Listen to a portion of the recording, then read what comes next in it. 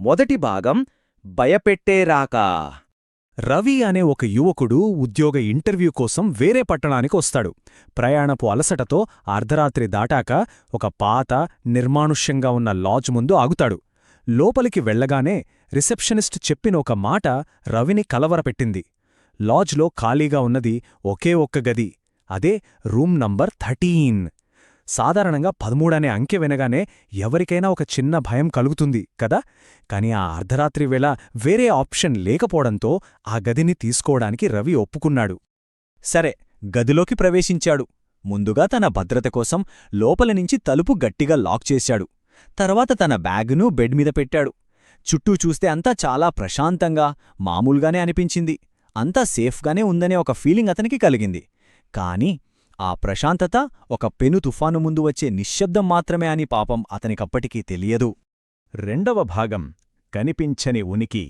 గదిలో మొదలైన ఆ వింత ఘటనలు. ఆ పాత గదిలో తను ఒంటరిగా లేనని రవికి మెల్లగా అర్థమవడం మొదలైంది. ఊహించండి, రవి కళ్ల ముందే తను స్వయంగా లోతల్నుంచి లాక్ చేసిన తలుపు ఎవరి సహాయం లేకుండా దానంతటా అదే నెమ్మదిగా తెరుచుకుంది. ఆ క్షణంలో అతని గుండె ఆగినంత పనైంది. అప్పటిదాకా ఉన్న ప్రశాంతత అంతా మాయమైపోయి ఆ గదిలో ఏదో అదృశ్య శక్తి ఉందని చెప్పటానికి ఇదే మొదటి నిదర్శనం. ఈ భయంకరమైన క్షణాలు ఎలా జరిగాయో వింటేనే గగుర్పొడుస్తుంది. తలుపు దానంతట అదే తెరుచుకున్న తరువాత భయంతో వణుకుతున్న చేతులతో రవి మళ్లీ వెళ్ళి దాన్ని బలంగా లాక్ చేశాడు. కాని ఆ వెంటనే ఎవరూ లేకుండానే తలుపు మళ్లీ దానంతట అదే మూసుకుంది. గాలిలేదు, ఎవరూ దాన్ని తాకలేదు. ఇది తన భ్రమ కాదని, ఆ గదిలో ఖచ్చితంగా ఇంకేదో శక్తి ఉండి తీరాలని రవికి పూర్తిగా అర్థమైపోయింది. ఇక భయంతో వణికిపోతూ బెడ్ మీద కూర్చున్న రవికి మరో వింత ఎదురైంది. బెడ్ కింద నుంచి నీరు ప్రవహిస్తున్న శబ్దం వినిపించింది.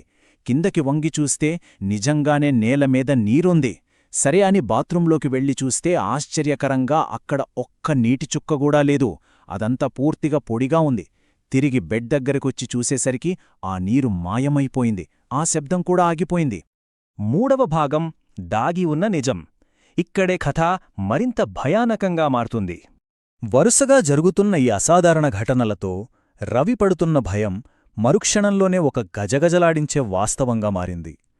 భయంతో చుట్టూ వెతుకుతున్నప్పుడు గదిలోని ఒక పాత డ్రాయర్లో ఒక పేపర్ కటింగ్ దొరికింది.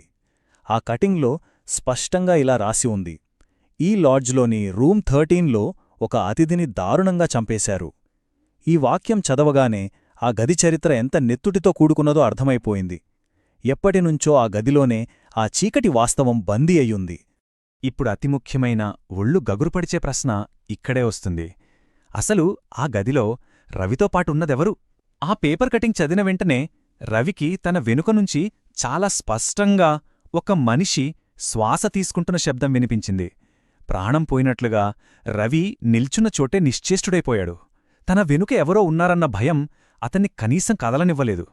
ఇలాగోలా ధైర్యం కూడదేసుకుని రవి నెమ్మదిగా వెనక్కి తిరిగి చూశాడు. బెడ్డు పక్కన ఒక మనిషి ఆకారం, ఒక భయంకరమైన చీకటి నీడ స్పష్టంగా కనిపిస్తోంది. ఆ నీడ చాలా నెమ్మదిగా, గంభీరమైన స్వరంతో ఇలా చెప్పింది: "నువ్వు చూసింది నిజం. దాన్నిప్పుడు బయటికి చెప్పాలి. అది తన అన్యాయమైన మరణాన్ని, ఎవరికి తెలియకుండా అణిచివేయబడిన వాస్తవాన్ని ప్రపంచానికి తెలియజేయమని అడుగుతున్న ఒక ఆత్మవేడుకోలు." ఇక చివరి భాగం, చివరి రహస్యం. మరుసటి రోజు ఉదయం మొదలైన విచారణ. ఆ భయానక రాత్రి ఎట్టకేలుకు గడిచిపోయింది. ఉదయం కాగానే పోలీసులు లాడ్జికి చేరుకున్నారు. రవి తన అనుభవాలన్నింటినీ వారికి వివరించాడు.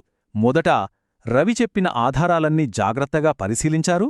ఆ తర్వాత ఆ పేపర్ కటింగ్ ఆధారంగా మూతపడిపోయిన ఆ పాత హత్య కేసును మళ్లీ తెరిచారు. చివరగా ఇంకెవరికీ ఇలాంటి ప్రాణాపాయం జరగకూడదని ఆ లాడ్జ్ను పూర్తిగా సీల్ చేసేశారు. కాని అసలైన భయం ఆఖరి క్షణంలోనే ఎదురైంది. లాడ్జ్ సీల్ చేసి వెళ్లే ముందు పోలీసులు ఒక్కసారి ఆ రూమ్ నంబర్ 13 వైపు వెనక్కి తిరిగి చూశారు. ఆ గది తలుపు లోపల నుంచి గట్టిగా లాక్ చేయబడి ఉంది. కాని లోపల ఎవ్వరూ లేరు. ప్రాణం లేని ఒక శూన్యం. ఏదో ఒక అదృశ్య శక్తి ఆ గదిని శాశ్వతంగా తన ఆధీనంలోకి తీసుకున్నట్లుగా అనిపించింది ఆ దృశ్యం. కొన్ని తలుపులు మన చేతులతో కాదు, నిజం